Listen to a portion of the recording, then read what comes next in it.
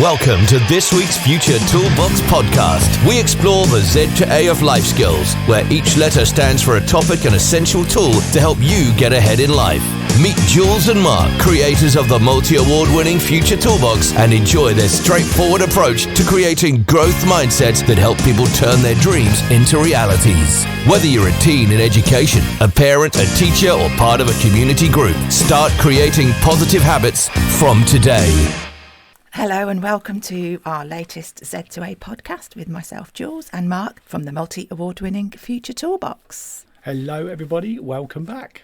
As you may know, this is where we pick a letter from the alphabet and choose a topic to discuss how you can use our tools and tips to improve your own personal development and life. So over to you for what this episode's letter is. Yes, so this episode's letter is S for sleep training, because we're carrying on the theme of Feel Good February, and a great way to feel good is to make sure you train yourself to sleep properly. It's another word for sleep hygiene, and we've talked a lot in the Future Toolbox about getting proper and regular sleep, and we've also talked and joked and said about sleep hygiene is nothing to do with personal hygiene, so you don't need to put deodorant on before you go to bed. You might do when you get up, but who knows.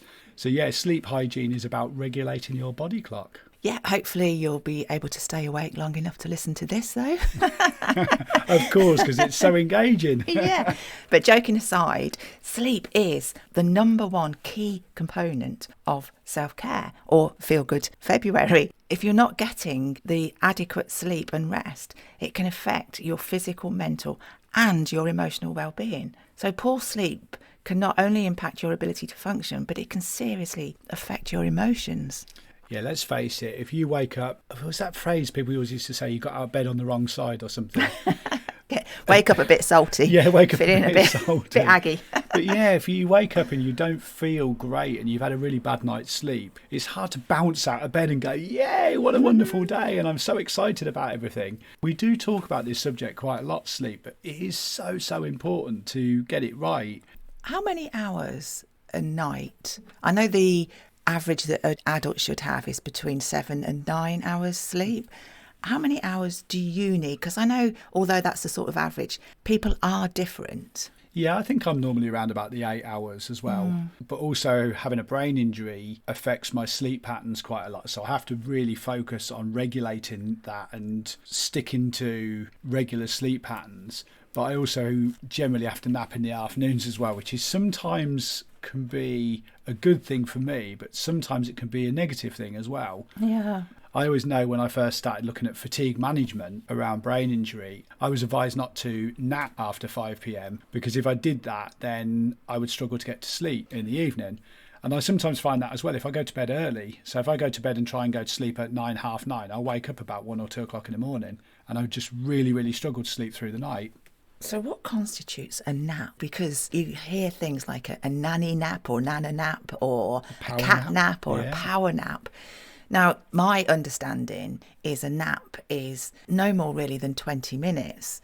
However, I know for you with the fatigue, you sleep for about an hour. If I did that every day, slept for an hour every afternoon, that would seriously affect how I slept that night, because that for me is too much. But I'm an absolute master of shutting my eyes and saying, I'm just going to have 10 minutes. And I literally can be asleep for 10 minutes and then wake up and go, ping. That's true. I remember as a kid, Sundays would sometimes be spent having Sunday meals with the family at my grandparents', and we'd all have this massive meal. We'd all sit down afterwards on the sofa, and the adults would have a 5-minute nap. They always used to say, we're just going to have a quick 5 minutes. So we'd all be sitting there watching the TV, and all of a sudden you'd hear somebody snoring. Yeah. And it was 5 minutes. So, yeah, it does work. It is something that works quite well. And then they'd be all awake and ready to go for a walk and walk off the big Sunday dinner. And I also think, as we're getting slightly older than we were, that power nap is quite important. Whereas if you're sort of in your early 20s, the need to have that rest isn't always there in the afternoon. If, and it is a big if, you're getting quality sleep regularly each night, then that need for that nap isn't quite so necessary. But I do think or certainly myself, I feel there are days when I definitely need to have that little nap. Actually, going back to the days when I first started working as a 16-year-old, I went from school to work, and my school day was generally finishing around about 3 o'clock, and then I went to a 9 to 5 job. And I remember after being there for a short period of time, I used to come home and fall asleep. And I remember my mum used to take the mickey out of me and say, oh, you've had a hard day at work. And then years later, I actually realised that studies show, because a teenager is developing still, when you're learning new stuff and taking on more information, it can actually be quite tiring. Absolutely. So a few years after that, I could actually go and prove my mum wrong and say studies show that that was actually something that would be quite normal. Do you know, that's very true. And I do remember similar sort of things when you change your routine and you're learning something new. Yes, it does tire you out. And then all of a sudden, your body gets used to that. And then you don't need to take that sleep when you got back in from work or whatever. Yeah, that's a little bit like the sleep training, I suppose, because you're realising that you've exercised your brain a little bit more, you've exercised your mind a little bit more, so you maybe need that power nap. And again, I think going back to that time of a 16-year-old just starting work, I don't think my sleeps were very long. I'm pretty sure they were the 5 minutes, the power nap. You've always liked sleep. I've always liked sleep, yeah. And again, it goes back to that thing of, I've just thought of another phrase where people say, oh, I'm not a morning person, or I'm a night owl, or yes, but I like to go to bed early and get up early and things like that. Again, it's not a one size fits all, is it? No. So how do you train yourself to sleep? Yeah. It sounds a bizarre thing to do, but sometimes you do need to train yourself to sleep. And I think one of the things that we've mentioned on previous episodes is getting that routine right for you. Yeah, the thing with training anything is it's about routine and practice. Now, somebody might sit there and think, how do I practice sleeping? It's just something that you naturally have to do. But there are lots of things that we do as adults, and there's lots of things that we do as teenagers where we break the sleep patterns and we break the training plan, we break the habits. So one of the first things I remember as a teen, we'd always go out on a Friday night, Saturday night, whatever. We might go to a nightclub or a late bar or whatever it was, get in at 2, 3 o'clock in the morning and then sleep in on the Saturday or the Sunday. Of course, you've then got to get up early for work on the Monday and your body clock's out of sync. And again, at Future Toolbox, we've talked loads about regulating your body clock. So going to bed at the same time, waking up at the same time and doing that 7 days a week. I also had a friend who used to work nights, and quite a few of my friends were in the post office as well. So they would have to get up really early to go on their post rounds. And again, that was always quite difficult because they were having to have a sleep pattern through the week where maybe they were doing night shift or where they're having to get up at 4, 5 o'clock in the morning to go and do their post round. Then at the weekend, they'd have a night out, they'd get in late, they'd go to bed late, they'd lay in. So on the Monday morning when they were having to get up at 4, their body clock was way out of sync and it was really, really hard. So it's working out how to keep that as consistent as possible. And nowadays, with the risk of sounding, back in my day, nowadays teenagers and young people tend to go out even later, don't they? Yes. Yeah, until 6 o'clock in the morning or whatever. And also, they have the distraction of all the social media apps, games, all sorts of things going on. And often they're up to 3, 4, or even all the way through the evening playing on these and interacting with other people from all over the world. So the distractions for a teenager to regulate their sleep is huge.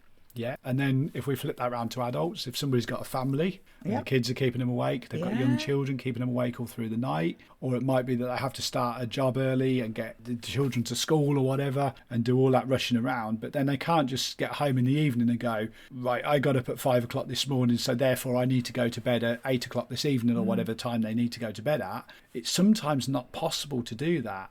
But I think, again, it is about keeping it regular. If you go to bed at midnight and have to get up at 5, that's only 5 hours sleep. But if you keep that consistent, then you can look at how to extend it a little bit. So maybe could you extend it the time before you go to bed? Maybe could you go to bed and go to sleep at 11:30 instead of 12? You've had an extra half an hour on. But if you try and massively change that routine and think, right, I'm going to start going to bed at 10, then you're going to lay there for 2 hours awake.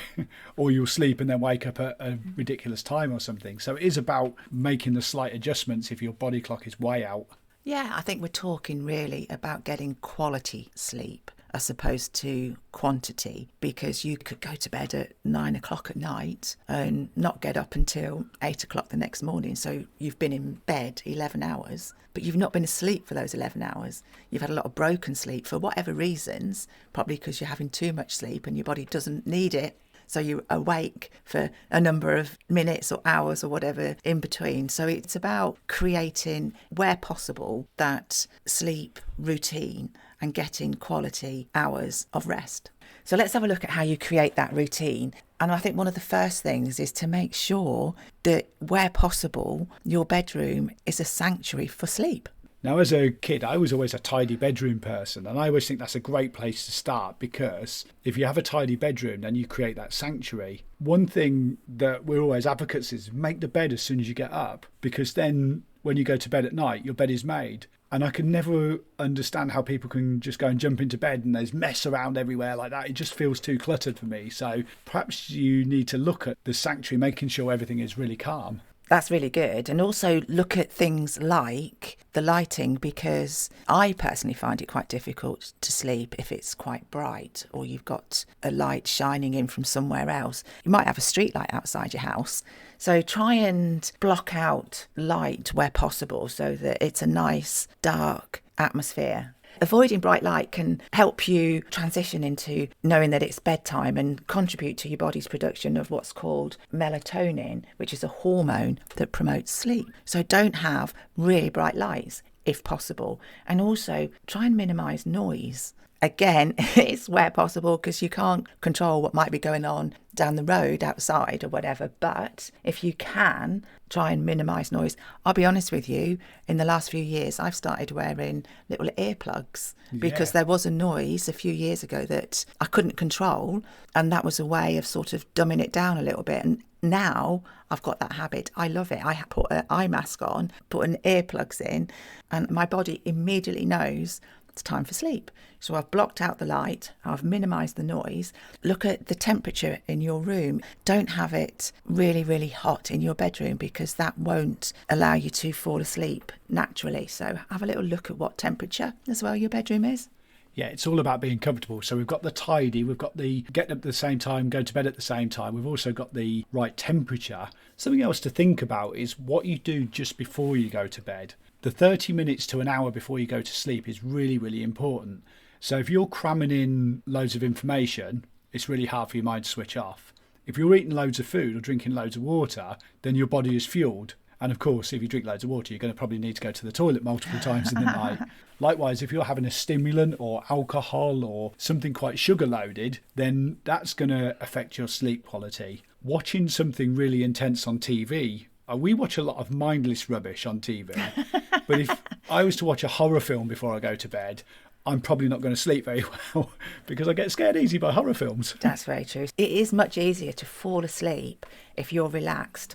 So think about that half an hour before you're actually going to go into your bedroom. Do something like a bit of quiet reading, or maybe a little bit of yoga stretching, or listening to some soothing music. These are ways to get you into the right frame of mind for sleep. So focus on trying to relax instead of focusing on trying to fall asleep. That's a really, really good tip. And again, we've worked with teenagers for many, many years, and we've heard many stories of where people decide to revise just before going to bed. They've got an important exam coming up the next day. They've got a really important presentation or lesson or something like that. And they think, right, I'm going to prepare so it's fresh in my mind for when I wake up in the morning. It's really, really important not to do things like that. Staying up all night trying to revise, or staying up all night trying to plan a work project if you're an adult, again, is going to overstimulate your mind. It's going to play on your mind all night, and it's going to affect your sleep pattern. When you wake up, it's going to affect your performance the next day. So switching off that hour or so beforehand, putting everything to one side and distracting your mind from that, relaxing, as you say, reading a book or doing some of those relaxation exercises is really, really key too. One of the things that we did was to keep a sleep diary. It is a really fascinating thing to do, and it can really help you keep on track to see how well you're sleeping, and also identify any of these factors that might be not helping you to get that quality sleep. So if you're looking at trying to get that quality sleep, keep a little sleep journal.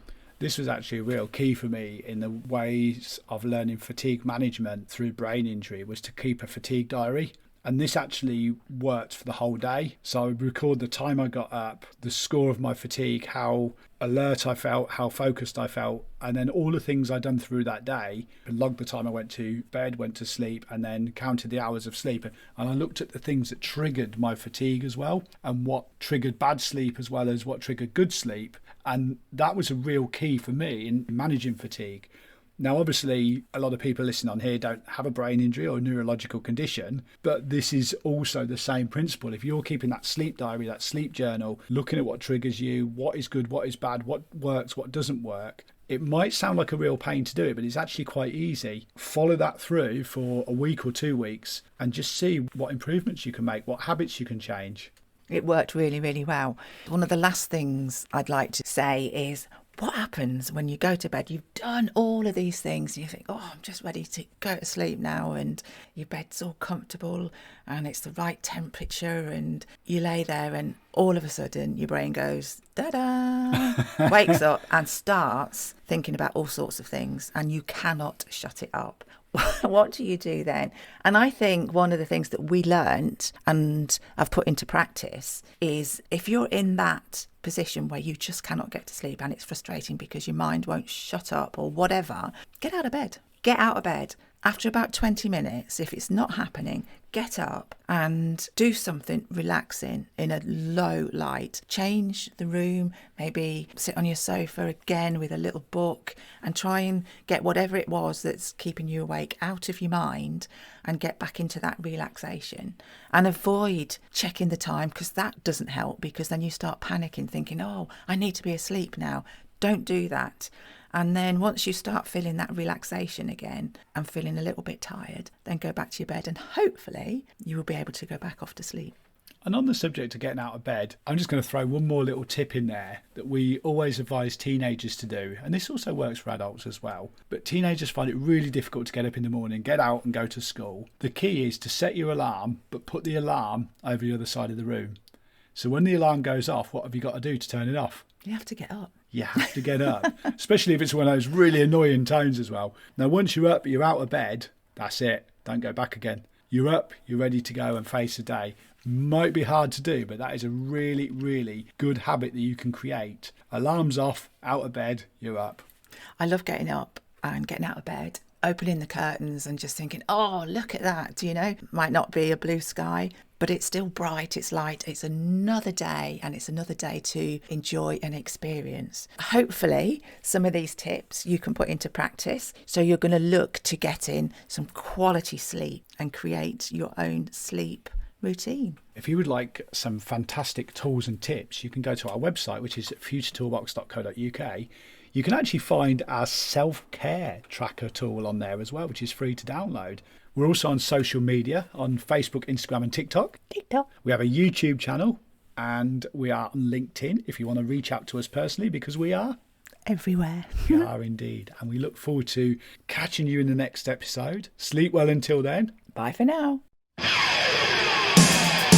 Thank you for joining us for the Z2A of Life Skills with Jules and Mark of the Future Toolbox. Don't forget to head over to their website, which is futuretoolbox.co.uk, where you can find lots of free resources, plus a host of books in the store, as well as subscribing to the membership site. Follow Future Toolbox Instagram, TikTok and Facebook at Future Toolbox, and subscribe to their YouTube channel too.